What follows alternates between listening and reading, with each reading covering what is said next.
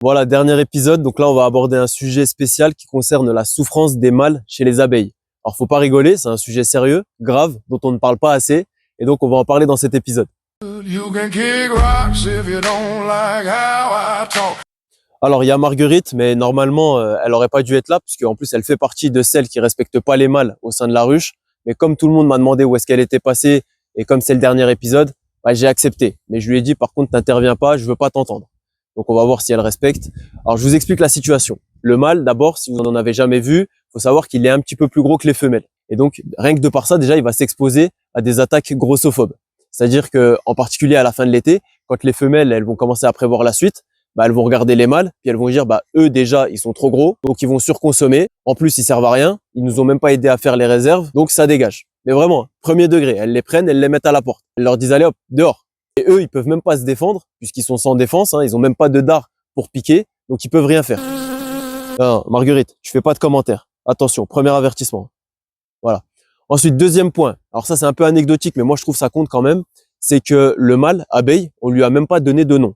C'est-à-dire que vous avez, par exemple, la poule, le coq. Bah, chez les mâles abeilles, on leur a pas donné un nom spécifique.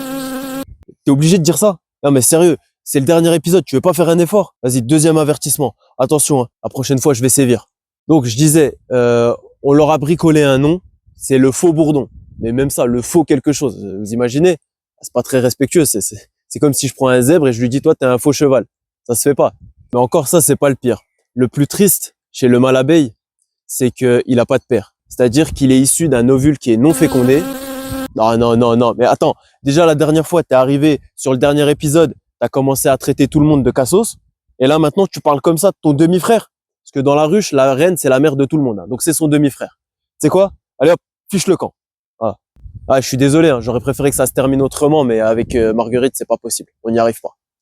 Donc, on va continuer sans elle. Je vous disais, la généalogie du faux bourdon, c'est que il a juste une mère. La mère, elle a un père et une mère, donc ça fait qu'il a deux grands-parents. Les grands-parents, si on va chercher chez les arrière-grands-parents, bah, le grand-père, lui, il a juste une mère.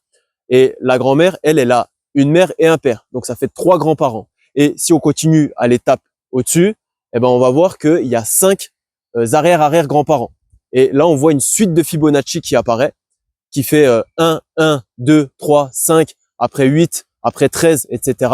Une suite de Fibonacci, c'est quand on additionne les deux termes précédents pour obtenir le suivant. Et c'est une suite qui est super intéressante en mathématiques, puisque on la retrouve souvent dans la nature, par exemple dans les tournesols, dans les pommes de pin, dans les choux romanesco, et même dans les pétales de Marguerite, la vraie Marguerite, hein, pas notre gangster de la ruche là. Et vous l'avez aussi sur les coquillages ou sur les coquilles d'escargot et d'autres situations.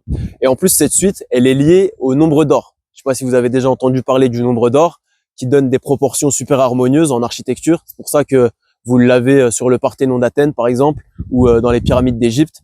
Bah voilà, tout ça, c'est un peu l'univers des mathématiques qui se cache derrière la nature. Et bah c'est assez sympa de finir là-dessus. Et donc, si ça vous intéresse, eh ben faites des maths et soyez curieux et allez sur mathprime.fr pour progresser.